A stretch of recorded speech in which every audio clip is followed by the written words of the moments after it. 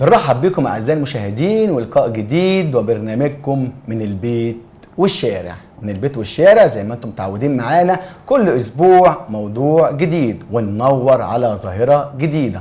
الظاهرة اللي هننور عليها النهاردة بتهمنا كلنا، عانينا منها كتير جدا في الفترة اللي فاتت، وإن كانت تصنف مشكلة شوية نقول أزلية، لكن في آخر 3 سنين وتحديدا بعد ثورة يناير وبعدها ثورة 30 يونيو كل شيء بيرتبط بالسلوكيات بيبقى صعب ان انت تعمل عليه كنترول. موضوع حلقتنا النهارده بعنوان سلوكيات مرفوضة. ولكن سلوكيات مرفوضة لما تكون مرتبطة بشخصك انت حر في نفسك، لكن لما تكون مرفوضة وسلوكك بيأثر على ناس تاني غيرك اقف كما هي العادة في البيت والشارع ونور.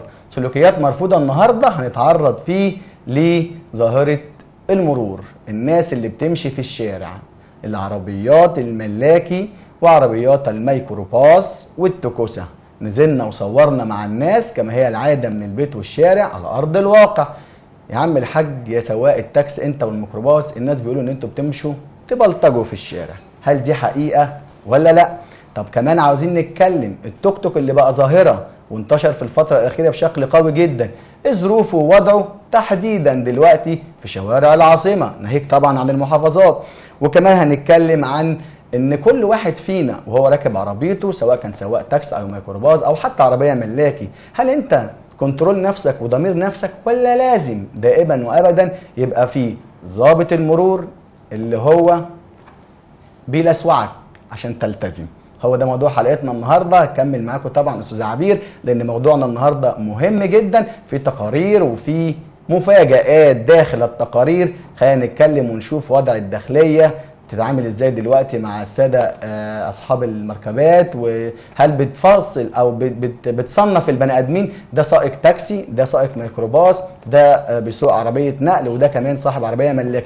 كل ده جبناه من الشارع وسالنا فيه الناس، هتشوفوه معانا في تقاريرنا اللي هنعرضها النهارده. واكيد طبعا هنكمل معاكم ان شاء الله حلقه بتوقعها ايجابيه، لان كل اللي بيلمس الشارع تتفق معايا يا عبير ان هو لازم يبقى شيء ايجابي جدا. اكيد يعني، بس برضو لازم امسي على الساده المشاهدين واقول لهم مساء الخير اعزائي، وفي نفس الوقت عايزين برضو نقدم عزائنا نقدم عزائنا لضحايا كنيسه العذراء.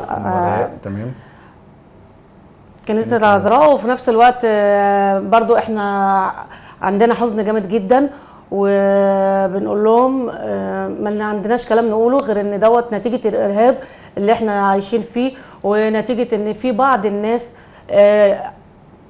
يعني عايزين خراب لمصر ممكن، لان اي ضحايا بتحصل داخل مصر فهي اكيد بتعمل حزن ومشاكل وحاجات كتير قوي داخل مصر، لان احنا كلنا مصريين. يعني لما يكون حد مسيحي في نفس الوقت عنده مشكله او زعلان، المسلم اكيد بيحزن عشانه، كلنا جيران وكلنا اخوه وعمرنا ما فرقنا عن بعضينا. عمر ما حد اكيد يعني عمر ما حد قال انت مسيحي ولا مسلم، انما للاسف اليومين دول بقى فيه السؤال انت مسيحي ولا مسلم. وفي نفس الوقت احنا زعلانين جدا من اللي حصل، ونتمنى ان الحكومه تمسك الناس اللي عملوا الكلام دوت عشان يتحاكموا، عشان يبقى فيه عداله فعلا وترجع مصر وشعبها ايد واحده مسيحي ومسلم مع بعضيهم.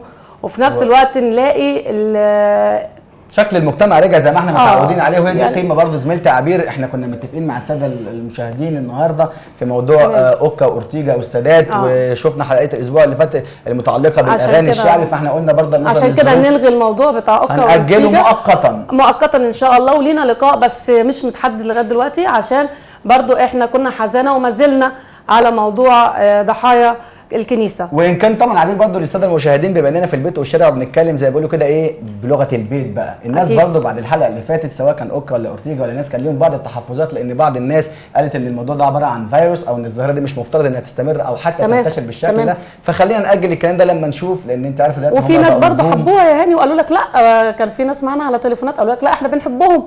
ففي ده وفي ده، يعني الاثنين مع بعضيهم ماشيين. يعني ده بيحبوه وده بيحبوه، بس كل واحد ليه حب، وفي حد معترض على حاجه معينه. فده كله ان شاء الله في حلقه تانية هنناقشها مع بعضيهم ان شاء الله. طيب عاوز اقول لكم كمان ان النهارده الفكره مش هنختزلها او نقتصر بس في الكلام عن السلوكيات المرفوضه في الشارع المصري متعلقه بالمرور. بمعنى ايه؟ الفكره فكره ان انت بتمشي مخالف، تمشي عكس الاتجاه، بتركن صف تاني، بتمشي غير ملتزم تماما، كل هذه الامور المرفوضه الى اخره. لكن هل انت بتعمل كده عشان انت عارف لما تروح تجدد الرخصه بتاعتك، خلي بالك اللي بتسمعني اللي بتروح تجدد الرخصه بتاعتك، عارف ان الموضوع داخل المرور هيخلص بالفلوس؟ سلسله المخالفات اللي حضرتك عمال تعملها طول السنه لغايه لما تيجي تجدد الرخصه، عارف ان انت لازم هتدفع جوه المرور وبالتالي الامور هتقل. كلام مهم جدا لازم هندور عليه النهارده، لان انت برضو تتفقي معايا يا عبير لما اتكلمنا مع الناس قالوا احنا كنا بندفع قبل الثوره وبعد الثوره هنشوف عملنا تقارير كتير. في ناس كانوا بيقولوا بندفع، وفي ناس قالوا المواضيع بقت اصعب من الاول. وفي نفس الوقت المرور عايزين نعرف اللي بيحصل فيها ده برضه زي ما بنقول كل مره بعد 25 يناير الحريه بقت برضه باسلوب مش كويس، احنا برضه اعتبرناها حريه. طب انت على المستوى الشخصي بتشوفي ناس او تعرفي ناس لما بيروح يجدد رخصه لازم في اي مصلحه حكوميه وتحديدا المرور اللي بيعتبروه السبوبه الكبيره لازم يدفعوا فلوس عشان يمشوا مصلحتهم؟ اكيد. بص يعني هو مش كل الناس زي بعضها، في ناس بتتعامل كده وفي ناس بتتعامل كده، بس في معظم الاحيان بنلاقي اللي بيبقى عايز ياخد عشان يمشي الحال. فدي حاجات كلها احنا عايزين فعلا نتغاضى عنها، لان في ناس ما بتبقاش معاها غير يا دوبك حق تجديد الرخصه. فده كله بيألمنا، احنا كلنا مع بعضينا وكلنا اسر وكلنا عايزين نمسك ايد واحده. واحنا قلنا بقى من منطلق ايد واحده ومن منطلق مصر الجديده بعد ثوره 30 يونيو ان احنا مش مستحملين اي انتشار لظاهره سلبيه، حتى لو كان ده بيحصل في فتره من الفترات. مفترض ان احنا دلوقتي بنفكر للاحسن، والاحسن بيقول ما تمشيش تبلطج في البلد يا عم يا سواق الميكروباص ولا سواق التاكسي، قصه العداد معاك ايه؟ وانت يا سواق التوك توك اللي بقيت موجود في كل حته، مش مهم تبقى مستني ضابط مرور عشان تلتزم وتخاف. لا لازم يكون في ضمير يا هاني. احنا عايزين الضمير في كل حلقه، هنلاقي الضمير له عامل اساسي ان احنا نكلم نفسينا، ده نحبه ولا ما نحبوش، ده لو حد عمله معانا هنقول عليه حاجه حلوه يعني جميله ولا هنرفضها. فلو احنا بنرفضها طب ما نرفضها احنا من نفسنا، ما نعملهاش، هنلاقي غيرنا ما يعملهاش. فكل واحد لازم برضو زي كل مره الضمير نكلم. وبالضمير عاوز اقول لكم معلومه او احصائيه بالارقام ان مصر تقريبا اول دوله على مستوى العالم في ارتفاع نسبه الوفيات عن طريق الحوادث. يعني حتى لما تفوقنا او بدانا نتقدم على كل دول الكره الارضيه تفوقنا في الموت. يعني طبعا دي ظاهره خطيره جدا، مفيش حاجه اسمها ان لو قعدنا نعمل عمليه حصر لحوادث الطرق هنلاقي ان نسبه الوفيات اللي بسبب الحوادث كتير جدا. فاكيد ده في خلل في المنظومه نفسها مرتبطه تماما بالسلوك بسبب ان كل واحد برضو بيبص لنفسه، انا عايز اخلص طريقي. بسبب الميكروباصات في بعض الاحيان بيبقى كل واحد عايز يخلص دوره عشان يرجع يجيب دور تاني، عشان يسبق صاحبه، عشان يبقى سبوبه زي ما هاني لسه قايل برضو ان هو يبقى معاه فلوس اكتر. طب ما انت معاك فلوس اكتر، ما انت بتأذي طريق. وفي نفس الوقت الناس اللي راكبه جوه الميكروباص في بعض الاحيان او في معظم الاحيان بيبقوا مرعوبين جدا لدرجه ان بعض الناس يقولوا بشويش بلاش سرعه وهو ولا كأنه سامع.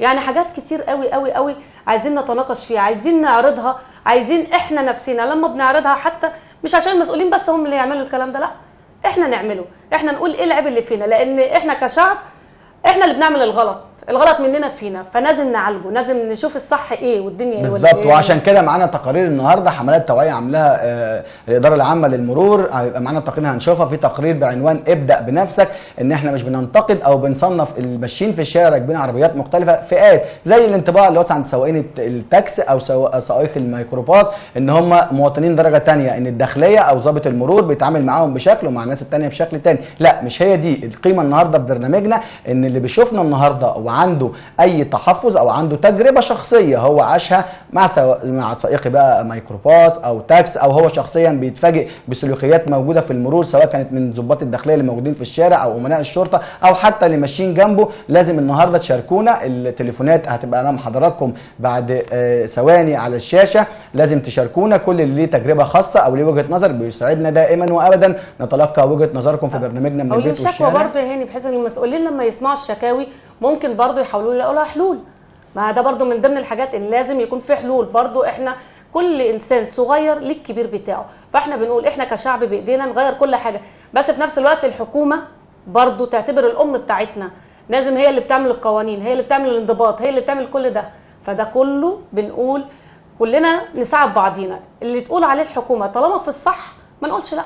يبقى ما نقولش لا وابدأ بنفسك. هيكون تقرير هنشوفه النهارده، هنطلع فاصل اعلاني سريع ونبدأ حلقتنا اللي بطعم السرعة زي المرور بعد فاصل اعلاني سريع جدا. محدش يتحرك، جايين معاكم مكملين من البيت والشارع.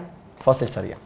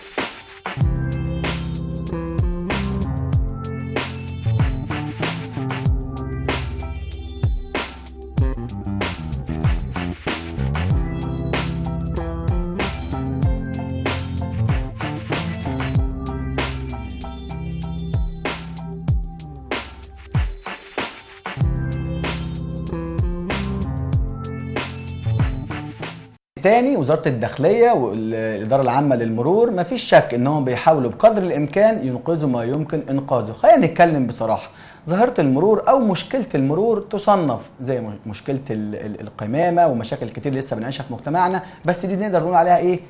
صلب المشاكل، وبتكمن الصعوبة بتاعتها ان هي مش مرتبطة بس بوزارة الداخلية او الإدارة العامة للمرور. انت عندك طرق وعندك سلوك فردي من قائد المركبات او السيارات، وعندك شعب ليه ثقافة معينة ان هو لازم يبقى فهلوي، لازم انا اجي جنبك كده واتحرك كده واسوق كده واخش قبلك واجي ازحمك.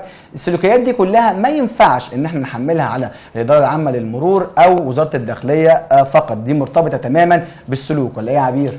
طبعا، وفي نفس الوقت برضو احنا بنقول اجري ورا رزقك وكل حاجه، بس انما بعد يعني انت دلوقتي هتجري عشان ترزق زي ما احنا بنقول، طيب ماشي، ما هو في غيرك برضو عايز زيك، وفي نفس الوقت انت ممكن تعمل حادثه وانت بتجري، ممكن ده يحصل، بني ادمين، ده ممكن يحصل مشاكل، والناس اللي راكبين معاك بيتخضوا، ممكن هم يقعدوا يزعقوا فيحصل بلبله. طيب يعني الفكره كمان فكره السلوك انا قصدي عليه برضه عشان الساده المشاهدين هنطلع نشوف معاهم تقرير لما يكون التوعيه مرتبطه بحملات توعيه ارشاديه، اعلانات او حتى في المساجد في الطرق، ان انت بيقول لك لو تفتكروا يا جماعه كده الشعار زمان اللي كان بيتكتب في المرور ايه؟ يقول لك القياده فن وذوق واخلاق. انتوا بقى جاوبوا معانا دلوقتي، هل القيادة في مصر وفي العاصمة تحديدا هي ما زالت فن وذوق وأخلاق؟ رايك ايه بمناسبه الاخلاق؟ في اخلاق وكل حاجه، بس نحط جنبها كده في العافيه، في البلطجه، في بعض الاحيان البلطجه، ما في انا الفهلوه. عايزه اقولها ومش عايزه اقولها لا عشان لا، الناس ما ازاي ده تزعلش سلوك مني. موجود. بس هو في فعلا كل دوت، وفي برضو كل واحد سلوكه بيكسر هو اللي التاني، بيأثر. وفي نفس الوقت في بعض السواقين برضو لما يلاقوا في الانسات بيسوقوا، دي برضو من ضمن الحاجات الوحشه جدا، بيبقوا سايبين الدنيا كلها ويقعدوا يعكسوا فيها. الله، طب ما بتسوق، رايحه شغلها، رايحه بيتها، رايحه في اي مكان، ايه الادعى انها تقعد تعاكس؟ ايه الادعى انها ممكن تخبط عربيتها او هي تتخض تروح خبطه في حته ثانيه؟ كل الحاجات دي سلوكيات مرفوضه جدا وخطيره جدا. وعشان كده هندور عليها النهارده قبل ما نطلع نشوف تقرير مروري سريع، مش مروري بقى، عاوز اقول لكم كمان من ضمن حملات التوعيه، والتقرير ده بعنوان ابدا بنفسك. لما يكون وزاره الداخليه عامله تقرير اسمه ابدا بنفسك، اعتقد على الاقل يبقى عملت اللي عليها. يا عم يا اللي بتسمع الموبايل وانت بتسوق، ويا اللي بتطلع عكس الاتجاه، ويا اللي بتجري ورا البنات عشان تعاكس، كل ده خلينا نشوف تقرير الداخليه ابدا بنفسك. ويا رب كلنا يا عبير كما هي الرساله من البيت والشارع ان احنا نبدا بنفسنا، نلاقي حلول مننا فينا. يلا نشوف ابدا بنفسك تقرير وزاره الداخليه ونرجع نكمل. محدش يتحرك.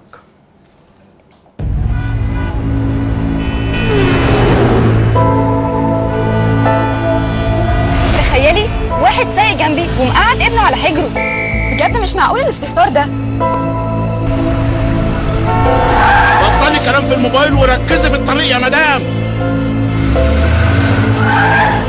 يا ناس حرام عليكم، هتخزقوا لنا عنانه بالهباب اللي انتوا شايلينه دي. سلامة عينيك يا عم الحاج، بص على الاشاره الاول. خلقتونا يا اخي، مليتوا البلد. طب البس الحزام لحسن اليمين قدامك. حاجة مش معقولة، مفيش أي التزام. مدام يا مدام، ممنوع الوقفة في الصف الثاني. ثانية واحدة هجيب حاجة من هنا بسرعة وجاية على طول. يعني بذمتك دي واقفة؟ الحق بسرعة قبل ما تقفل الإشارة.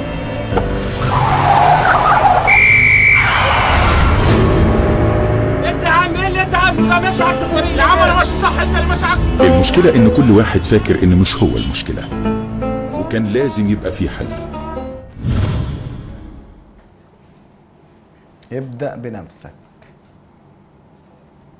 ابدأ بنفسك. لو انتوا عاوزين كلمة حق تتقال، اعتقد ده توعية عبقرية، او بمعنى اصح الوقت القصير ده تقريبا لم كل مشاكلنا. اللي بتتكلم في الموبايل، واللي حاطط سيخ معاه، واللي عايزه تركن صف تاني، اعتقد دي كلها سلوكيات. وشفتوا معايا في الاخر الصورة احنا بصدد مشكلة حقيقية، وهي مشكلة المرور، ولا ايه يا عبير؟ اكيد طبعا. وفي نفس الوقت برضو في الناس اللي بتعدي والعربيات ماشيه ويقول لك طب ما اللي جوه العربيه شايفيننا. طب ماشي، ما هم شايفينكم، بس هم في بنزين وفي دواسه، في حاجات بيحصل اختلافات. طالما في عربيات بتمشي لازم احنا برضو اللي على رجلينا نستنى. هي دي قواعد المرور، مش اللي جوه العربيات وبس، لا، اللي بره كمان ليهم برضو سلوك في الشارع. يعني هي العربيات بتمشي فين؟ ما هي في الشارع يعني. وانا عشان كده عاوز اقول لكم برضه اعزائي المشاهدين، خلينا نتكلم مع بعض بوضوح. هي الفكره فكره ان انت بتعمل حملات توعيه مختلفه، سواء كانت باعلان زي اللي شفناه النهارده ابدا بنفسك، او حتى في المساجد، او في الندوات، او في المجتمع المدني بشكل عام. احنا بصدد مشكله مش عارفين نحلها. طب هل ده عشان هي ارتبطت فعلا بسلوكنا اللي اتعودنا عليه؟ هو اي حد بيقعد في عربيه في مصر، هل في ضوابط بتحكم ان هو يتحرك، ولا دائما وابدا هو مغيب تماما وبيعمل اللي هو شايفه بس طول ما هو ماشي؟ يعني معنى صح يا عبير، هل انت شايفه في امل وفايده مع ازدياد عدد السيارات وضيق الشوارع، او الناس بتقول انت مصمم لي شارع تمشي فيه 100,000 عربيه، بيمشي فيه مليون عربيه؟ ماشي، ما هو احنا دلوقتي بنقول حاجه يا هاني، ان في حاجه اسمها انضباط. يعني انا عايزه اسال سؤال دلوقتي، اللي في امريكا واللي في البلد الخارجيه والدنيا دي كلها، دول يعني الناس عددهم قليل؟ لا طبعا. كل ما في الامر انضباط، كل واحد عارف هو بيمشي ازاي. طب الانضباط، خليني بقى نتكلم مع الناس يبقوا سامعين. هل الانضباط مرتبط بسلوك فردي شخصي منك، ولا لازم هناك قوانين تفعل، ولما انت تبقى عارف لو عملت غلط هتبقى تاخد مخالفه، هتدفع فلوس، هتسحب منك الرخصه؟ بص يا هاني، للاسف يعني مع احترامي للكل، احنا خدنا على القوانين، ما خدناش على ابدا بنفسك دي. للاسف. ليه؟ لان كل واحد انا ورايا مشوار، انا ورايا شغلي، انا لازم اجري، فالناس لما بتعرف انها هتدفع غرامه بتبتدي تهدي. الناس لما تعرف ان في حد هتحصل مشكله معاه، لا بنهدي. طب وليه نستنى المشاكل؟ ليه بمعنى اصح حد يضغط علينا؟ ليه ما احنا ما نبقاش من نفسنا؟ يعني نبدا بنفسنا زي ما احنا لسه شايفين في التقرير، لما نلاقي واحد معدي حتى لو هو مثلا كراجل كبير مش واخد باله، احنا في العربيه ننتظره برضه، ده لازم برضه يعني انا بشوفها نتبادل. برضو احنا الملف ده ملف كبير جدا، ومفيش شك ان احنا عشان نتكلم عنه هنحتاج وقت وحلقات كتير جدا، لكن بشكل او باخر احنا لما نزلنا صورنا وهنعرض مع حضراتكم بعد وقت قصير ان شاء الله تقارير في كل واحد موجود في الشارع بيسوق عنده احساس ان الناس مضطهداه او ان الداخليه بتتعامل معاه هو بشكل مختلف، وتحديدا سائقي الميكروباص او سائقي التاكسي. هم الناس دي متوقعين او شايفين ان هم بيتصرفوا صح وبيتصرفوا بشعار المرور القياده فن وذوق واخلاق، ورغم ذلك ان ما زالت هناك بعض التعنت او السبوبه من الداخليه ليهم علشان تمر. وفي نفس الوقت برضه يا هاني كل واحد فيهم حاسس ان هو احسن سواق، ولو حد جه كسر عليه يبقى التاني هو اللي ما بيفهمش. الله، طب ما انت نفسك ممكن تكون انشغلت في لحظه بس انت مش حاسس انك انشغلت بحاجه. كم واحد باللي بيشوفونا، والسؤال ده موجه لكل اللي بيشوفونا دلوقتي، نتكلم بصراحة، من النظام السابق والأسبق كم واحد طلع الرخصة من غير اختبار قيادة؟ ابن اللواء فلان وقريب الضابط علان وأمين شرطة وصاحب الموظف والموظفة، كل الناس دي يلي بتشوفوني طلعت رخصة واتعلمت على أرض الواقع، اتعلمت في وسط الناس. ولا ايه يا عمير؟ طبعا انا اعرف ناس كتير طلعوا، بس في برضه بصي يا هاني هنلف ونلف ونقول الناس ابدأ بره بنفسك. بيمشي معاك باختبار بيركب جنبك من انا هقول المرور لك حاجه، انا طلعت مثلا رخصه مش لازم فانا حاسس طلعتيها واسطه برضو. طلعتها واسطه بس ما بسوقش غير لما اكون واثقه فعلا انا هعرف اسوق. ده اللي انا قصدي عليه، ان حتى لو كل واحد سعى ان هو يطلع رخصه حتى لو بمعرفه مفيش اي مشكله، بس انت ما تضرش نفسك. يعني اول واحد لما تحصل حادثه في العربيه او تحصل مشكله انت نفسك ممكن تتضر، العربيه ممكن جيبك هيتضر، الكلام ده كله. يا جماعه اللي بيسمع كل يوم الصبح احد المحطات الاذاعيه العقيد دكتور ايمن الضبع تعب جدا، الراجل ده مفيش حاجه ما قالهاش، وكل يوم يناشد قائدي المركبات والسيارات، حافظ على سيارتك، اعمل الاول تشيك على عربيتك قبل ما تطلع بيها. انت دلوقتي الفكره مش فكره انت بتضر نفسك بس، نفسك وغيرك مع انها امانه انت حر فيها، لكن لما انا اتحمل غلطتك سواء بعدي وانت ممكن لا قدر الله تخبطني او ان انت بتخبط عربيه جنبك، ما انت برضه ما تتوقعش ان المرور صعوبته ان انت غلطتك وغلطه غيرك. لا طبعا لازم كل واحد يعرف هو ماشي ازاي، وفي نفس الوقت انت بتعرف تسوق تمام، اعمل نفسك ما تعرفش تسوق وامشي، يعني شوف كل اتجاه ازاي واللي جاي عليك رايح فين وكل حاجه، مش انت الاستاذ اللي في الشارع. لازم اعمل حسابي ان غيري ما بيعرفش يسوق يبقى انا اخلي بالي من ده ودوت ودوت. وفي نفس الوقت في حته ثانيه برضو في التقرير شفناها يا هاني، الاب اللي مقعد ابنه على حجره. طبعا دي غلط جدا، يعني انت مش خايف على ابنك هو بالعكس ده هو عشان بيحب ابنه وخايف عليه عايز يدلعه. طب ما انا ممكن ادلعه باساليب ثانيه كتير، يعني ادلعه ولا قدر الله افقده. وعشان نتكلم برضه بصراحه انا عاوز اقول حاجه، كتير جدا من البرامج التوعيه او الخاصه بملف زي ملف المرور، مش احنا بس من البيت والشارع اللي بنتكلم فيه، الاف البرامج والفضائيات غيرنا اتكلموا في الملف ده. بس هو السؤال، هل الكلام ده بيصيب هوا في نفسك فانت ناوي بعد ما تسمعنا النهارده لحد ما تلتزم حضرتك وتقول الجماعه دول الصراحه بيتكلموا صح وعندهم حق نحاول نلتزم، ولا هيبقى زي كل البرامج عدى وشكرا؟ انا عاوز اخاطب ضميرك. فاكرين انتوا صاحبنا اللي يقول لك هي انت ضميرك انت وضميرك عربيات يا جماعه والمرور. تمام يعني. وفي نفس الوقت حكايه الضمير دي لو كل واحد شافه مش هيحصل حوادث. وزي ما قلت من شويه برضو في الخارج في عربيات كتير، نمشي مظبوطين نمشي بعيد قوي بالنسبه كويسين. للمقارنه بره يا عبير. لا على فكره بالنسبه للمصريين لا بالنسبه للمصريين يا هاني العقول متفتحه جدا جدا جدا وبتعرف تعمل حاجات كتير، بس يمكن في شويه كسل، يمكن في شويه سرعه، يمكن في انا وبس دي وحشه قوي على فكره. انا وبس دي بقى النهارده هنطلع بنشوف تقارير صورناها مع احد سائقي التوكوسا، بعض من سائقي التوكوسا، وسالناهم هل انت بتضطر تدفع ولا بتمشي امورك، انت ملتزم ولا انت مبلطك في الشارع. وكمان هيبقى معانا تقارير من موقف احمد حلمي وهو الموقف الشهير ميدان رمسيس ومحطه مصر. شفنا هناك اتهامات من سائق الميكروباص للحي ولبعض ضباط او بعض الضباط الداخليه اللي خاصين العاملين في مجال المرور تحديدا او في قطاع المرور، امناء شرطه وضباط، بيقولوا ان هناك بلطجه عليهم، حتى لو مش من ضابط داخليه الناس بتوقفهم وفي مشاكل كتير. احنا هنطلع فاصل سريع ونرجع نشوف تقاريرنا مع حضراتكم ونعلق عليها زي ما اتفقنا. النهارده الحلقه معاكم انتم، لو اي حد ليه مداخله او راي او وجهه نظر نتمنى ان انتم تشاركونا بايجابيه. وبرضه نتمنى من المسؤولين لما يسمعوا اي شكوى او اي حوار او اي حاجه يقدروا يشاركونا فيها، نتمنى برضه يكونوا معانا وننتظر مكالمات كل الناس. هنطلع فاصل سريع ونرجع نكمل ومحدش يتحرك عشان هتشوفوا معانا تقارير اعتقد لحد ما هتبقى ايجابيه من الشارع. فاصل سريع ونرجع نكمل على طول.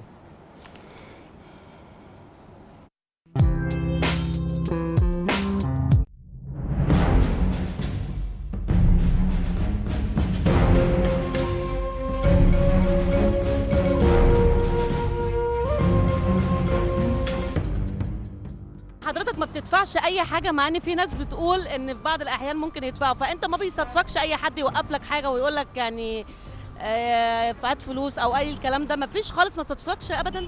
ما صادفنيش لان انا بمشي بالصح، وطالما انا ماشي صح ما حدش بيقول لي هات حاجه ولا ما حدش بيفتح لي الدرج بتاعه.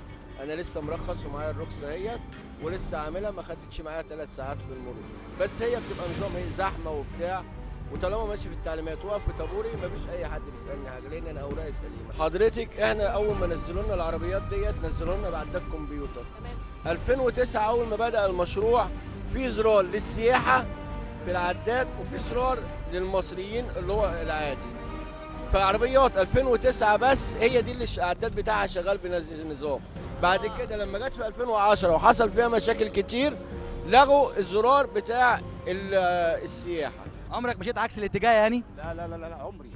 لو الاشاره ما عليهاش ظابط وانت عاوز تعديها لازم الظابط يبقى هو الربط بالنسبه لك ولا بتلتزم الاشارات؟ بلتزم بالاشاره، خضرا بعدي، حمرا بقف انتظر. ياسر، عمرك مشيت عكس الاتجاه حتى لو ما لقيتش اي ظابط موجود في الشارع؟ لا والله هو الواحد يعني بتحكم عليه حاجات اللي هو يرجع عكس، يعني ممكن يبقى ماشيين كده اهوت ويحصل قلق قدامنا نقوم راجعين كلنا عكس، فبالتالي بيحصل حوادث.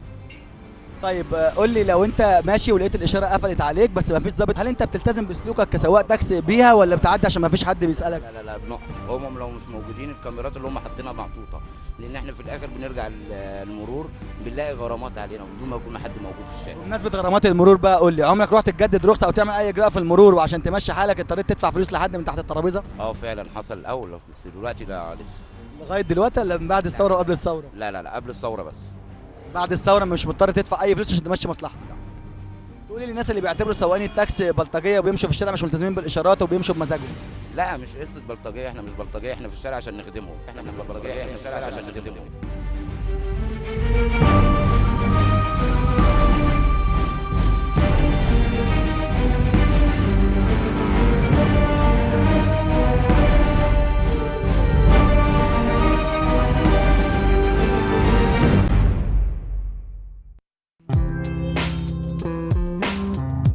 شفتوا معانا التقرير، لان زي ما اتفقنا ان في كتير من الناس بيعتقدوا ان سائق التاكسي تحديدا ناس عشان يعمل بنديره او يعمل الورديه بتاعته ويلحق يجيب فلوس يديها لصاحب العربيه جزء وياخد هو الباقي، او حتى لو هو كان صاحب العربيه ده بيتطلب منه سلوك معين. شفتوا معانا هاني وياسر.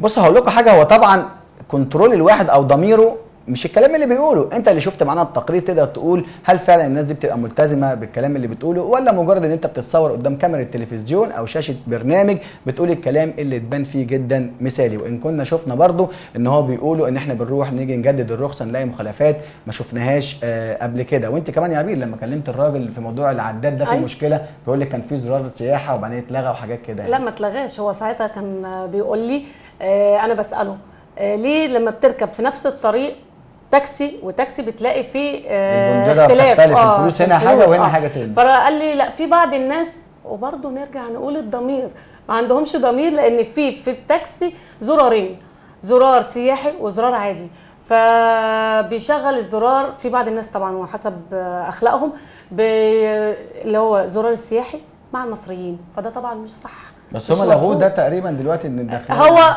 ملغي ان هو ما حدش يستخدمه، انما في ناس بتستخدمه وبيحللوه وبيقولوا ليه عشان الجو مريح، الدنيا مش شغاله، احنا علينا اقساط، فهم في الحته دي بيلعبوا مع نفسهم، بيقنعوا نفسهم ان ده مش غلط عشان ادفع قسط، عشان مش عارفه ايه، اشغل حاجه مش صح. طب ما في حته ثانيه برضه يا هاني. طيب هو كمان برضو الجزئيه اللي عايزين نقولها لكم اعزائي المشاهدين، ان الفكره فكره ان انت حتى لو القانون موجود مهم جدا ان انت تفعله. يعني مثلا من ايام الرئيس الاسبق حسني مبارك كان في قانون خاص بموضوع ان التريلات او المقطوره هيشيلوا منها جزء او ما تمشيش في طرق معينه غير بعد وقت معين. شفنا دلوقتي كمان ان منعوا على الطريق الصحراوي تمشي العربيات النقل وكلها اتجهت للطريق الزراعي، لا سيما اللي رايحين طريق اسكندريه. الزراعي ده اللي كل يوم ليه مشكله وليه حادثه وليه مشاكل كتير جدا، فاعتقد ده برضو بيأثر على ناس كتير، خصوصا ان القطارات في الفتره الاخيره الثلاث اشهر او 3 شهور السابقه كان في مشكله جدا في موضوع توقف القطارات، فده بيزيد من التكدس والمشكله. على اي حال خلينا نتكلم يا عبير مع الناس. احنا شفنا تقرير سائقي التاكسي او عينه من سائقي التاكسي بيتكلموا بصراحه ايه سلوكهم، وان كان هو برضه قال احيانا اللي بيبقى فيه مخالفات في بعض الاحيان منه. لا قال كمان ان هو في الطرق بتبقى مقطوعه فبضطر امشي عكس الاتجاه. الناس خدت حاله الانفلات الامن ان هي تبقى مبرر ان انت تمشي. وفي حته في جزء تاني برضه اللي هو بعد حظر التجول للاسف بيبقى مش لاقيين يمشوا ازاي الطريق، فبيضطروا يمشوا عكسي. فزي ما تقول بيتعودوا بقى ان انا بمشي عكسي بالليل، طب انا امشي الصبح عشان الطريق ده كان اسهل، فده مش صح برضه. وعشان نتكلم بصراحه، ثوره يناير المجيده وبعدها ثوره 30 يونيو العظيمه زي ما هي خرجت افضل ما في الشعب المصري كمان، وبصراحه وبين قوسين كده كبار خرجت اسوأ ما فينا. البلطجيه كانوا مستخبيين يا هاني. طبعا الواحد ما فيش امن في الشارع، فانت كم واحد بنى عماره مثلا؟ احنا عايزين نقول برضه يعني كم مبنى سكني انشئ وان انت ما فيش رخص وما فيش حد بيجي غير كده كمان. ما هي البلطجه مش بلطجه ان انا اطلع يعني سلاح ابيض ولا لا سلوك لا، السلوك نفسها بلطجه، ان انت تستعفى على الشيء اللي انت عايزه. ده كله بنقوله ان ده ما ينفعش نستعفى على الحاجه او نعمل اي حاجه باستعفاء، الكلام ده كله مش مظبوط. فلازم نهدى شويه نعرف الدنيا فيها ايه. يلا احنا كمان معاكم نهدى شويه، نطلع فاصل اعلاني سريع ونرجع نهدى معاكم شويه ومحدش يتحرك. لسه هنكمل معاكم باقي التقارير وباقي موضوعنا من البيت الشارع. فاصل اعلاني ونرجع على طول.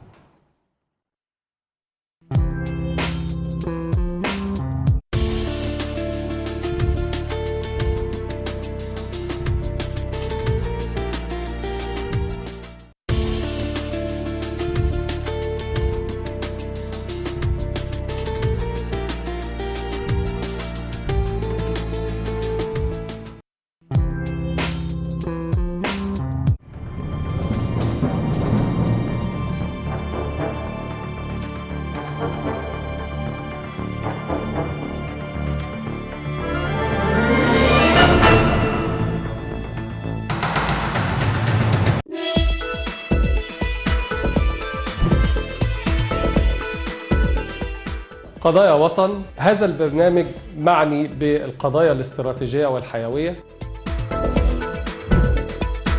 تعد قضية الأمن القضية الأخطر والأكثر أولوية في كافة المحافظات الحدودية. لا نقف عند تصريحات الأخ البلتاجي أو الأخ عصام العريان. اتحاد عمال مصر هو اتحاد دائما متحالف مع أي نظام موجود، وبالتالي هو لا يمثل الصوت العمالي الحر. قتل الإرهابيين وعمليات في جبل الحلال للأسف بيانات كلها غير حقيقية. سيناء قطعة غالية من أرض الوطن، دفع المصريون الكثير من الدماء في سبيل تحرير هذه الأرض. أي نظام وطني سيتعامل مع مصر مع فلسطين باعتبارها قضية أمن قومي مصري وباعتبارها قضية عربية. ده موقف محترم جدا جدا. نأمل طبعا أن أنتم تبقوا معانا وتتواصلوا معانا من خلال وسائل الاتصال اللي موجودة قدام حضراتكم على الشاشة.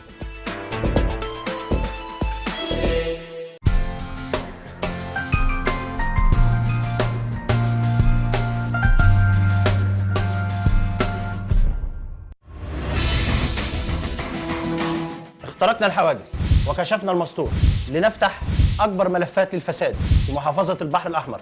لماذا لم تفتح ملفات الفساد حتى الآن؟ وما السر في ذلك؟ انتظرونا وبرنامج الغردقة اليوم على قناة العروبة. ناصر محروس.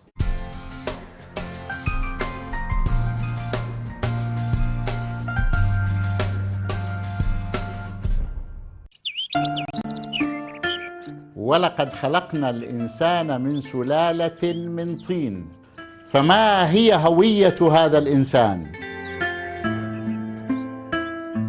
إن الدين عند الله الإسلام. فما هو الإسلام؟ وما هو الإيمان؟ وما هو الفرق بينهما؟ هل هناك ضرورة للاختيار بين العروبة وبين الإسلام لمعالجة أمراض الأمة؟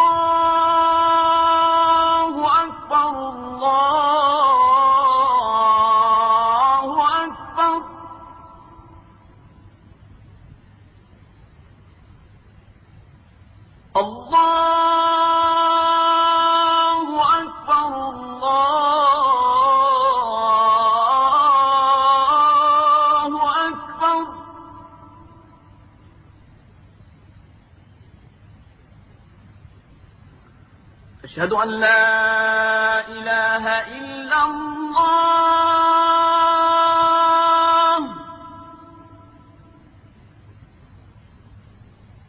أشهد أن لا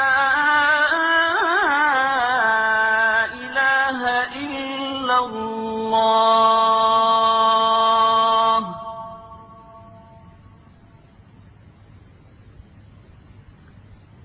أشهد أن محمدًا رسول الله.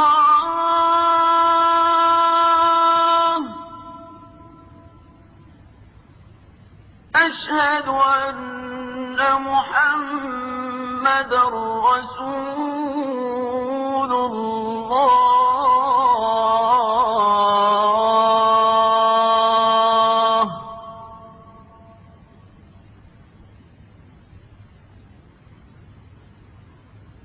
حي على الصلاة.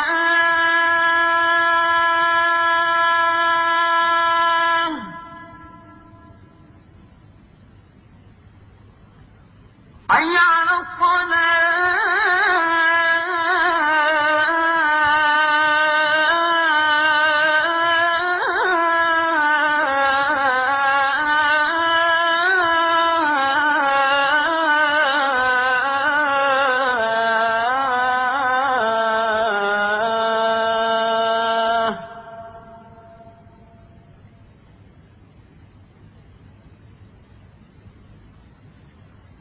حي على الفلاح.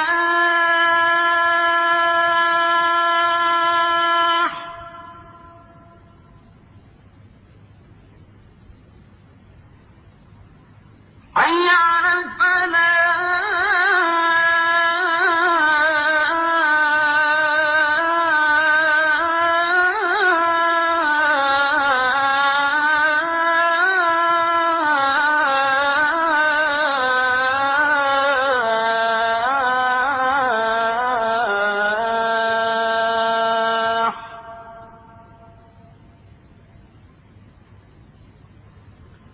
الله أكبر.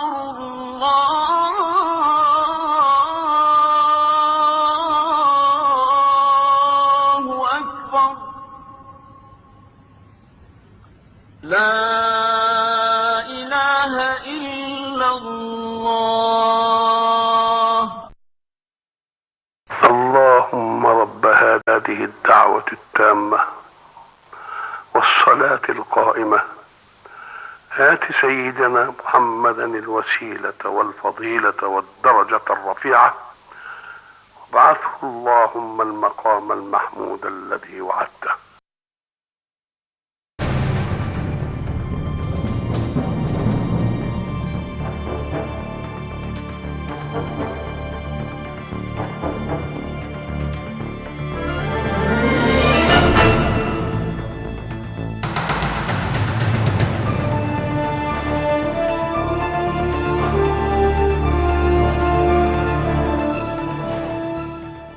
من هدي الإسلام بعيدا عن لي الحقائق وإعنات النصوص،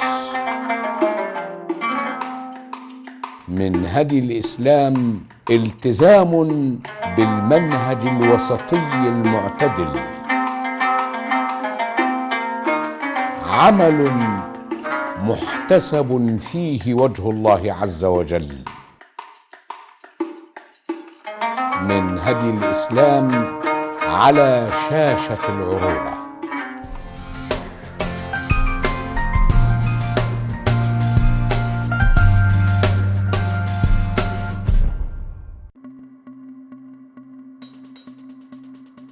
نحارب طيور الظلام، نكشف صفقات البزنس المشبوهة،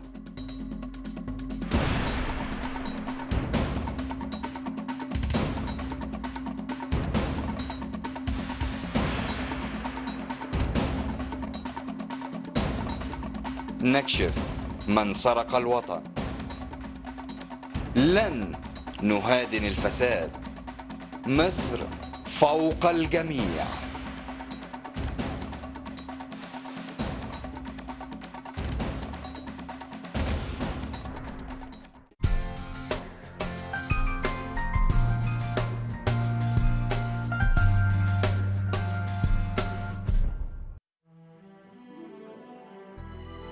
أبراج اليوم حنكون نحن وياكم بخبايا الأبراج ما بين برج المرأة وما بين برج الرجل. شو الفايدة فيهم؟ كيف رح تقدروا تتعاملوا بحياتكم اليومية الاجتماعية اللي عم تعيشوها من خلال مشاكل عديدة ومن دون ما تبقوا عارفين شو سببها. برنامج خبايا الأبراج رح يقدم لكم الحل معنا على قناة العروبة. ياما حصلت مشاكل كتير ما بين الحبيب وحبيبته، ما بين الزوج وزوجته بسبب اختلاف الأبراج، لأنه اختلاف الأبراج ما بين الترابي والمائي والهوائي بيلعب دور كتير كبير. فك الأعمال والأسحار بحياتنا هذا أمر طبيعي إنه يكون موجود، ولكن له طرق معينة وشرعية، مش مين مكان ولا فيكم تأمنوا لمين مكان. لذلك نحن ممكن من خلال هالقناة وجهكم بالطريق الصحيح والسليم والشرعي والقانوني كيف تريحوا حالكم وتساعدوا حالكم وتحلوا مشاكلكم بحياتكم اليومية لترتاحوا، لأنه في كتير ناس عم بتعاني من هالمشكلة ولكن مخبيين. هو خوف، هو استحى، هو لأنه فعلا مش عم بيلاقوا حدا صادق معهم. ولكن أبو علاء عودكم دائما يكون موجود معكم ويكون لإلكم ويحاول على قد ما بيقدر يكون بخدمتكم. لذلك كونوا معنا بهالبرنامج على الهواء، رح نكون نحن وياكم ونحل هالمشاكل بإذن الله.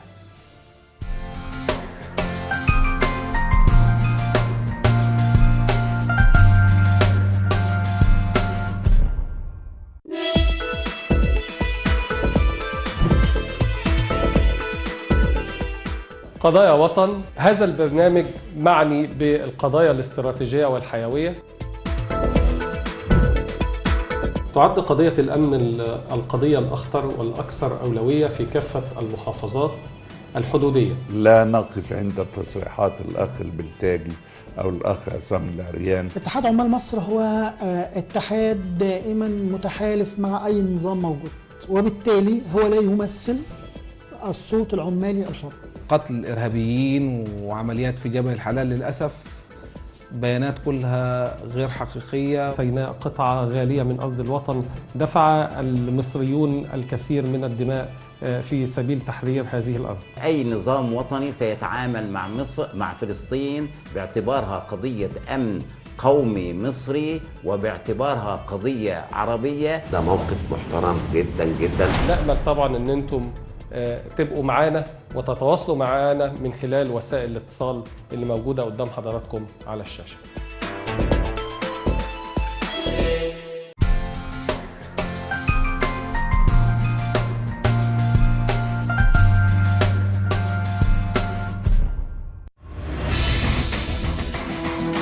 اخترقنا الحواجز وكشفنا المستور لنفتح أكبر ملفات للفساد في محافظة البحر الأحمر.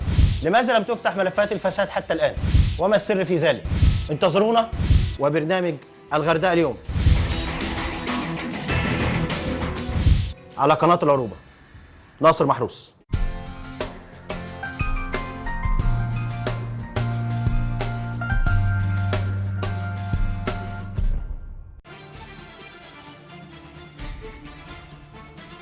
الرئيس حسني مبارك ليا معاه اكثر من موقف. ده ابراهيم عيسى لما طلع اشاعه ان مبارك تعبان. مين حضرتك؟ قال انا مكتب الدكتور زكريا عزمي. علاقتك ايه بقى بجمال وعلاء؟ هو بس ما حصلش نصيبه مش اكتر. صاحب نظريه ان الجواز ده ابتلاء. بقيت واحد محبوس لو دورت عليه تلاقيه وراه واحده ست. عمرو اتجوز عرفي، عمرو طلق فلانه.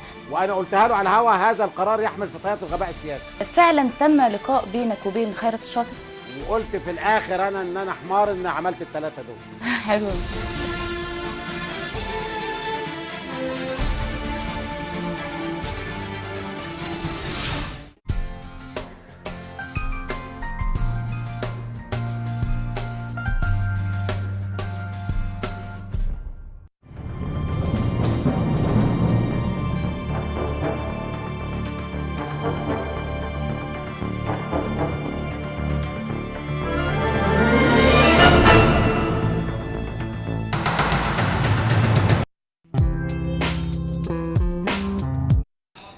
برحب بكم من جديد اعزائي المشاهدين ومكملين معاكم برنامجكم من البيت والشارع. زي ما اتفقنا ان القيمه معاكم النهارده ان احنا باللغه البلدي كده لما نفضفض مع بعض في ظاهره كلنا بنعاني منها، حتى اللي ما عندوش عربيه، عشان الكلام ما يقتصرش او تتصوروا اللحظه ان مشكله المرور او السلوكيات المرفوضه في الشارع هي مرتبطه باللي عندهم عربيه بس. لا طبعا، اللي بيركب التاكس واللي بيركب الميكروباص واللي بيركب المترو، كل الناس دي مفترض ان هي بتعاني او جزء لا يتجزأ من المشكله بتاعتنا. الفتره الاخيره كان سائقي التاكسي الابيض تحديدا عندهم مشاكل ومديونيات، خصوصا بعد اخر 3 سنين وقيام الثوره وعدم الاستقرار على المستوى السياسي في البلد. الناس اعتبرت لحد ما ده مبرر ان هو هدفع اقساط التاكسي منين؟ انتوا ادونا اخدنا من الحكومه تاكس ب 45,000 جنيه، 45,000 بدفع له قسط 800 جنيه كل شهر، فانا محتاج ان انا اجيبهم ازاي بقى؟ باللغه البلدي كده يا استاذ عبير، اتشقلب فيهم، اجيبهم بمنديره بعداد، اجيبهم صياعه، المهم ان انا اجيب اللي ب 800 جنيه. هو المفروض بقى يعني في اللحظه دي احنا هنا نكلم المسؤولين. بمعنى ايه؟ ده يعني راي بعض الناس، تمام، مش خاص بيا. بعض الناس قالوا ان اللي هم اساس التاكسي، اساس اللي هم مدينا التاكسي، المفروض يراعونا في حاجه زي كده. احنا دلوقتي كنا شغالين ال 24 ساعه، مفيش حاجه اسمها حظر التجول، مفيش مشاكل، مفيش. دلوقتي لا، في حظر التجول، عندهم حق فعلا، الفلوس قليله، الاقتصاد في البلد ككل الدنيا مش كويسه، الجو مريح، مبقاش مظبوط. بالتالي احنا هنا بنقول للناس اللي هم مسؤولين عن اللي بياخدوا اقساط التاكسي، اللي هو زي البنوك بمعنى اصح، اللي بياخدوا من الناس، بنقول لهم راعوا في الحته، يعني راعوا في الجزء دوت، راعوا في الجزء ده، ان من المفروض انا شايف الظروف والاقتصاد لو بيدفعوا 500 لا نخليهم 300، ما بنقولش ينقصوا، ما بنقولش يلغوا، ما بيقولش اي حاجه، بس بدل ما هم 7 سنين معلش هنخليهم 8 سنين 9 سنين. احنا من هنا بنقول لهم خليكم مع الناس لسبب بسيط جدا.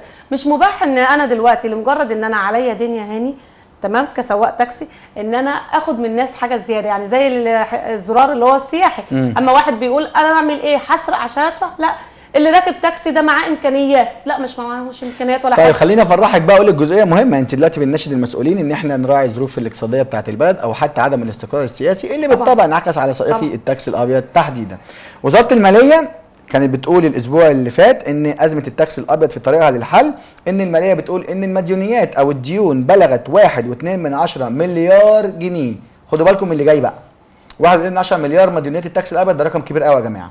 بعض الناس قالوا ده مبالغ فيه وبعض الناس قالوا فعلا ده موجود.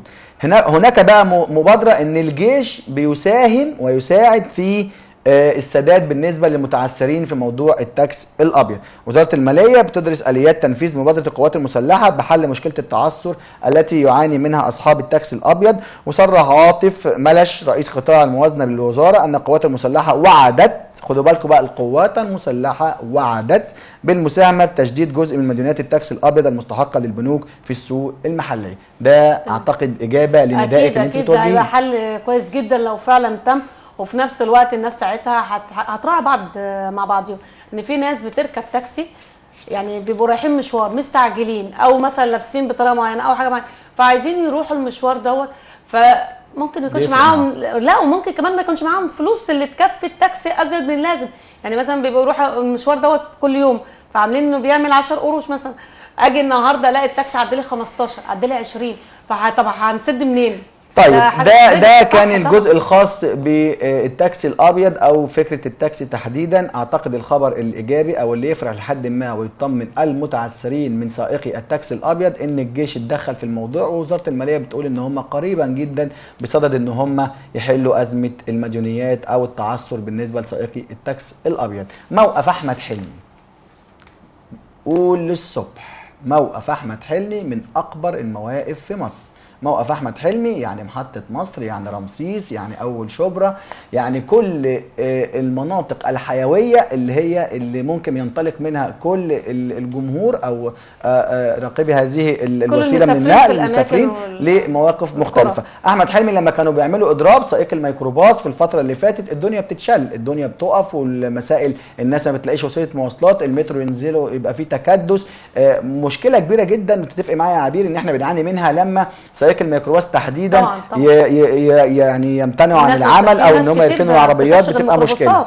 تمام. فما يقدروش يركبوا توكسه، بالتالي لما بيحصل توقف منهم ان هم يعملوا اضراب زي ما كانوا بيقولوا.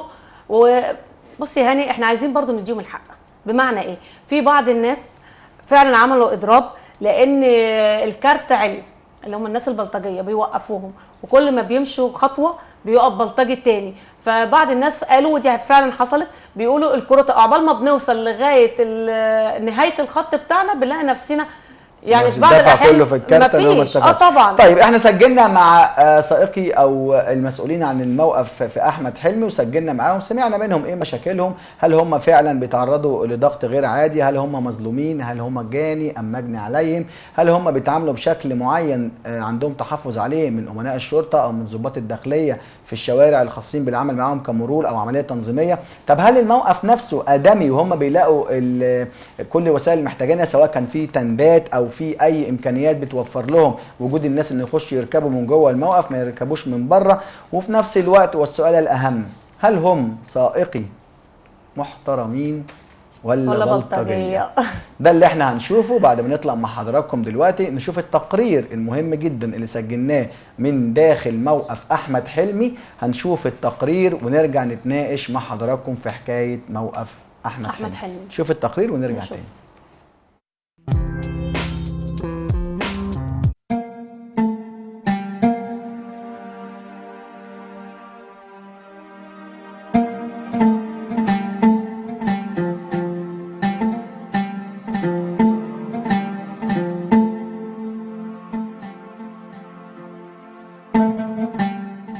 برنامجنا من البيت والشارع زي ما وعدناكم اعزائي المشاهدين، عشان كده نزلنا النهارده من قلب الشارع وتحديدا من موقف احمد حلمي، القلب النابض للعاصمه. كتير جدا سمعنا في الفتره الاخيره ان الاتهامات لسواقين الميكروباص او سواقين النقل العام او المواصلات الجماعيه بشكل او باخر. عشان كده النهارده قلنا ننتقل مع حضراتكم بالكاميرا بتاعتنا في قلب الاحداث، ومن قلب الاحداث هنتكلم مع ناس كتير جدا، نشوف الاتهامات الموجهه ليهم ايه حقيقتها، هل هم فعلا زي ما بنسمع بيمشوا يبلطجوا في الشارع لازم يبقى في ضابط مرور يوقفوا، ولا هم عندهم سلوك وعندهم مشاكل بيحتفظوا بيها بصرف النظر عن شكل الاداء في الشارع المصري. مبدئيا كده اسمعوا نتعرف معايا اول شخصيه جميله ما شاء الله، الحاج من جوه الموقف. تعرف على حضرتك؟ سعيد محمد السعيد.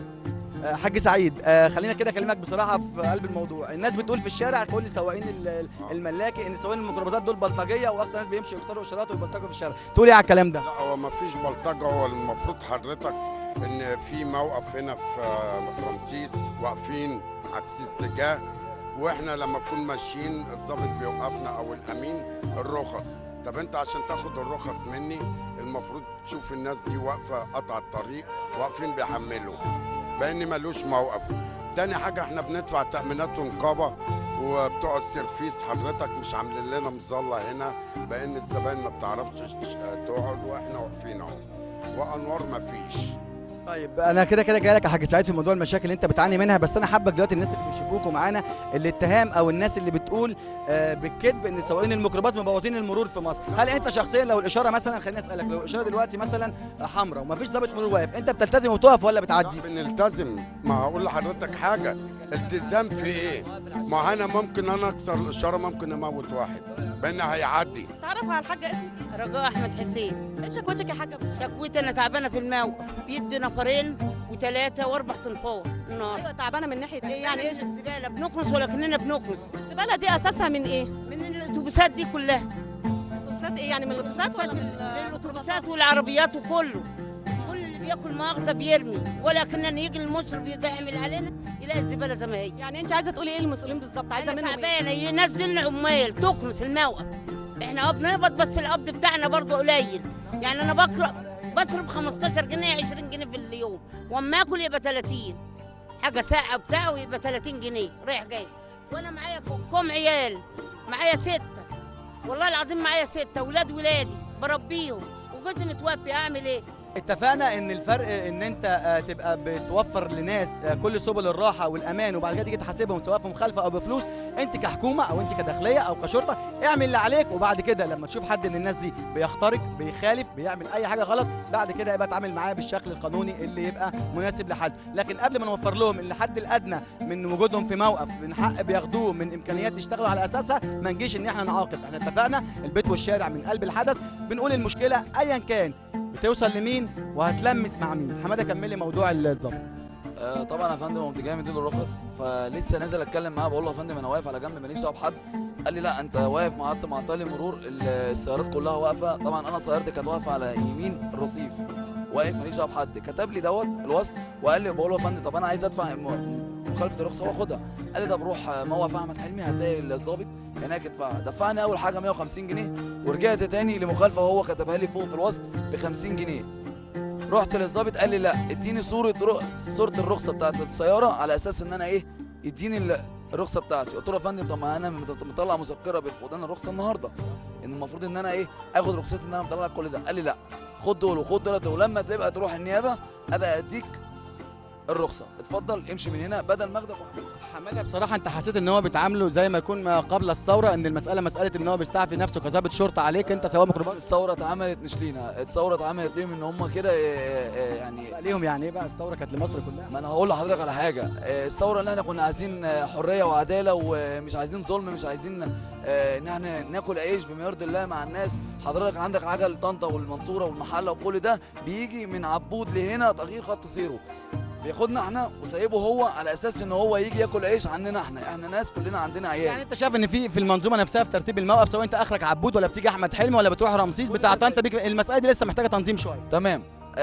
بنتكلم ان احنا عايزين نظام وعدل من ناحيه المرور، من ناحيه الناس. سايب عجل بره، سايب عربيات، سايب مخالفات. يعني ممكن سواق ميكروباص يخش عكس يسيبه ياخد الناس اللي هي تبقى ماشيه بما يرضي الله. طيب يعني اللي انا فهمته من كلام حماده وانتم معايا اعزائي المشاهدين، ان الفكره نفسها انها محتاجه عمليه ضبط المرور الشوارع، كل واحد موقفه فين، السيرفيس بتاعه اخره لغايه فين، هي دي المساله اللي هتبقى حاسمه الموقف قبل ما نبدا نقول مين غلطان ومين مش غلطان. خلينا نرجع لمحمود تاني، عشان واضح ان محمود في موقف احمد حلمي تحديدا هو اقدم المواقف في مصر، واضح ان هو بيعاني من مشاكل كتير متعلقه حتى بدوره المياه، بالتندات، بالشكل المشاكل الكتير اللي هم بيعانوا منها. محمود تقول لي انت دلوقتي موضوع انتوا بتلموا من بعض عشان تعملوا تنده ومفيش اللي بيلم منكم فلوس في الموقف او المسؤولين؟ مش حد بيلم فلوس مننا، احنا بينا ومن بعض زمايلنا صحابات العربيات قال لك هنعمل تندات ان الزبون ما بيستعملش الحر، وبيبقى جاي معاه عيال صغيره معاه بتاع ما بيقعدش في العربيه، بيقول لك لما اتحمل اركب.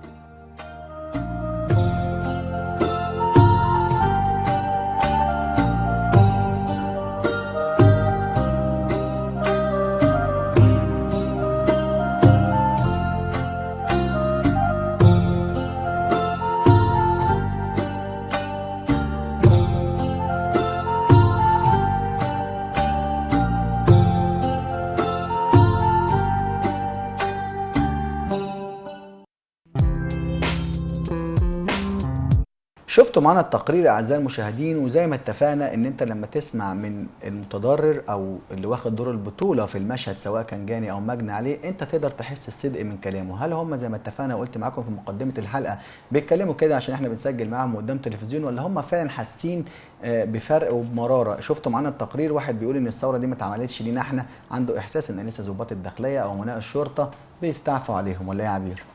اكيد طبعا. هو برضه هنرجع نقول كل واحد وليه شخصيته. في ناس راعت ربنا بعد الثوره وعرفوا ان في حاجه اسمها حق، وفي حاجه اسمها ان يبقى بيعامل انسان زيه بالظبط، وفي ناس ما زالت بتقول احنا اللي بنحمي الشعب، احنا اللي لازم الناس توافقنا في كل حاجه بنقولها، احنا الصح. يعني بتاع اي حد بيقف في المرور مثلا، ضابط المرور واقف يقول لك انا تعبان طول النهار، انا لازم ده يمشي مظبوط زي ما انا بقول، انت امشي كده وانت امشي كده.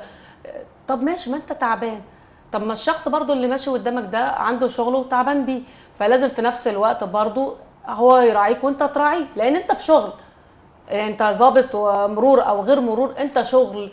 يعني لو ما كناش احنا ما كنتش تبقى انت، هتراعي مين؟ هتشوف مين؟ فلازم كل انسان يبقى مع التاني. وفي نفس الوقت في التقرير برضو يا هاني شفنا الام اللي كانت معايا، الست اللي انت سجلتي معاها، وفي نفس الوقت بتقول لك في مشاكل في الموقف هناك، هي بتنظف وحاجات، وبتقول لك في الاتوبيسات اللي هي بتيجي مش في مكانها، وبرضو نرجع ونقول عامله استعفاء، عامله حريه، احنا هنقف هنا مع ان ده مش موقفها. الاتوبيسات السياحيه بتشكي منها، بتقول لك بيرموا بعض المهملات منها، بياخدوا ازاز الميه يشربوا ويرموها، يعني وهي تقعد تنظف. طب انتوا كاتوبيسات انتوا مكانكم فين؟ الناس برضو اللي هم الحكومه، تعالوا شوفوا الموقف بتاع احمد حلمي، بيشكوا من ايه؟ بيشكوا من حاجات كتير. الست بتقول انا باخد حاجات بسيطه، انا بصرف 15، ده 6 اولاد يعني كمان ظروفها الاجتماعيه صعبه، والمرتب بتاعها برضو لما قالته ما كانش كتير، كان قليل جدا. طب ده كله يعني هي مش عارفه، لا اما تزيد عشان تحس انها بتتعب لفايده، لا اما تيجوا وتشوفوا اللي هو الاتوبيسات اللي واقفه في الموقف واقفه ليه؟ عشان الست تحس انها بتاخد برضو حاجه على قد مجهودها مش اكتر من مجهودها. وزي ما قالوا برضو كانوا بيقولوا على الزباله برضو والبلطجيه والكارت والحاجات دي في موقف. طيب يعني هم عندهم احساس داخل الموقف زي ما بتقول زميلتي عبير ان هم مش واخدين حقهم حتى على مستوى الحي او المحافظه، ان هم بيدفعوا رسوم معينه او تامينات، ورغم ذلك مش متامن عليهم، او حتى التنده اللي بتحميهم من الشمس او حتى من المطر، بيبقى الامور بالنسبه لهم صعبه، لان اللي بيقعد في العربيه يستنى لما تحمل والشمس موجوده كتير عليه، بيضطر ينزل يركب اي حاجه مش ملتزمه بخط السير وبتحمل من بره الموقف. كمان لاحظتوا معانا ان سائق الميكروباص هو قال، شفتوا معانا في التقرير بيقول ان ضباط الداخليه بيكيلوا بمكيالين. ما معنى الكلام؟ يعني ان هم بيتعاملوا لو جايب اي حد سواء ميكروباص بيقولوا هتدفع ولا احبسك. يعني هم عندهم انطباع، واحنا بنسجل معاهم يا جماعه اللي لاحظناه ان هم لغايه اللحظه دي مستهدفين. بيقولوا كمان ان مش كل اللي بيوقفوهم بيبقوا امناء شرطه او ضباط داخليه بالمرور، ده في بعض البلطجيه اللي بتاخد منهم كارته بالبلطجه وعافيه، وهم بالتالي ما بيبقاش عارفين يتصرفوا ازاي. علشان الكلام يبقى واضح، في فرق ما بين ان انت تبقى بتدافع عن فئه دون الاخر او دون الاخرى، وفي فرق بين ان انت بتعرض الحقيقه مجرده، وحضرتك يا اللي بتشوفني او بتشوفيني دلوقتي انت اللي تحكم. شفتوا الناس معانا، هل دول لو يبقوا بلطجيه وفيهم سلوك وتحفظات؟ ما فيش شك، كلنا بنمشي في الشارع وشايفين بعض السلوكيات من سائق الميكروباص تحديدا، بس على الجانب الاخر هناك بعض السلبيات اللي احنا لن ولن نسمح بها، خصوصا بعد ثوره 30 يونيو، وكلنا بنقول ان البلد تبقى ماشيه للافضل في الفتره اللي جايه. اللي بياخد بقى فلوس من تحت الترابيزه، واللي عاوز ان هو يديله فلوس عشان يمشي لك المخالفه، هل للنماذج دي لسه ليها مكان تبقى موجوده في مجتمعنا ولا ايه يا عبير؟ يعني هل اللي بياخد دلوقتي فلوس عشان يعدي لك المخالفه ده المفروض يبقى ما بننورش عليه برنامجنا؟ لا طبعا، احنا اصلا لما اتعملت الثوره اللي احنا عملناها، تمام، الثوره دي اساسا عشان نغير النظام، مش النظام اللي هو الرئيس وبس، لا النظام ككل، الدكتاتوريه اللي في كل حته، ان انت عشان انت مدير فانت دكتاتوري على اللي تحت منك الموظفين، مش عارف عشان كل واحد يرقص التاني. لا طبعا ما فيش الكلام ده. في حاجه اسمها انا ليا وظيفتي، ليا شغلي، اتماشى على قدها، ما تعدهاش.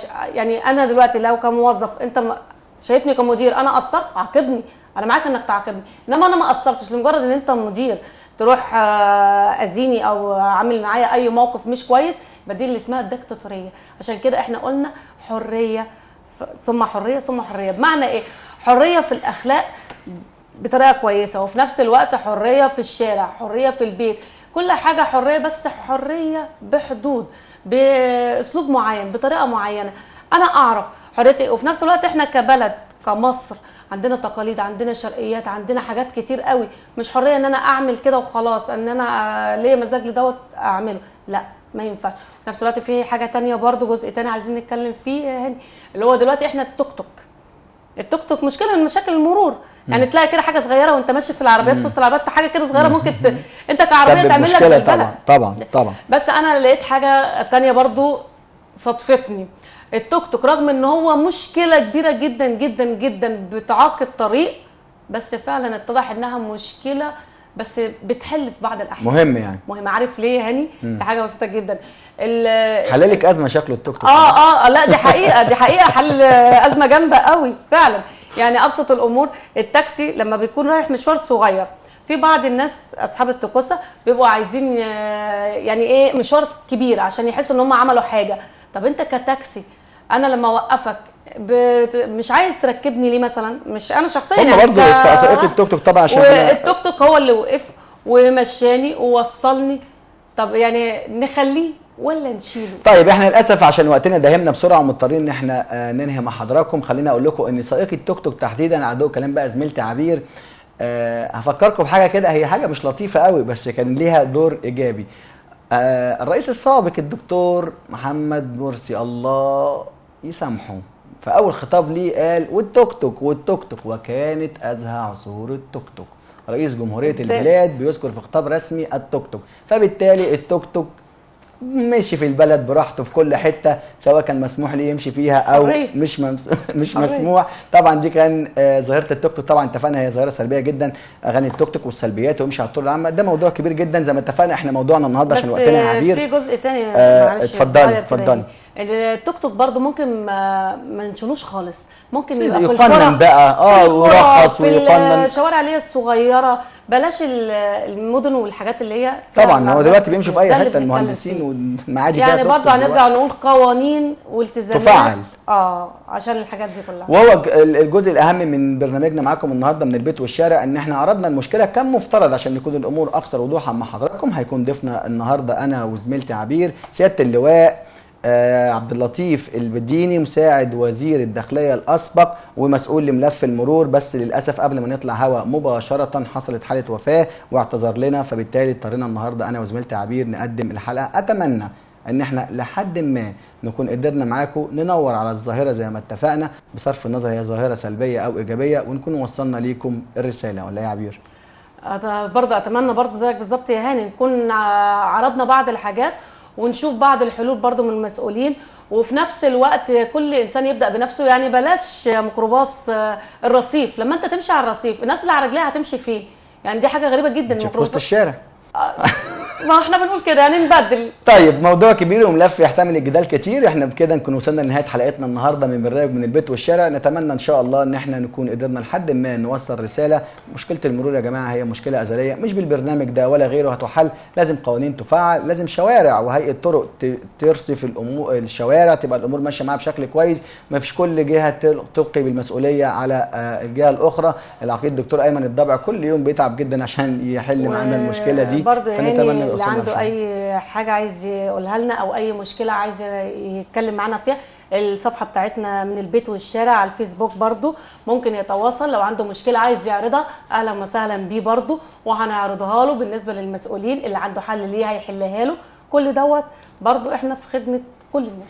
القيمه زي ما قالت زميلتي عبير ان من البيت والشارع النهارده الرابع حلقه يعتبر جزء مبدئي من البرنامج اللي مكمل معاكم ان شاء الله بقوه الفتره اللي جايه. صفحتنا على الفيسبوك صفحه من البيت والشارع، اكتبوا بالعربي من البيت والشارع. اللي عنده اي مشكله، عنده اي ظاهره، عنده بيعاني من اي شيء، ممكن نستضيفه معانا هنا او تتواصلوا معانا وتبعتوها لنا على صفحتنا على الفيسبوك اللي على اساسها نتواصل معاكم. البيت والشارع قيمته انها لازم تكون فعلا من البيت والشارع. تقبلوا تحياتي هاني عبد الرحيم وعبير الزهيري. نشوفكم ان شاء الله في حلقه جديده من برنامجكم من البيت والشارع.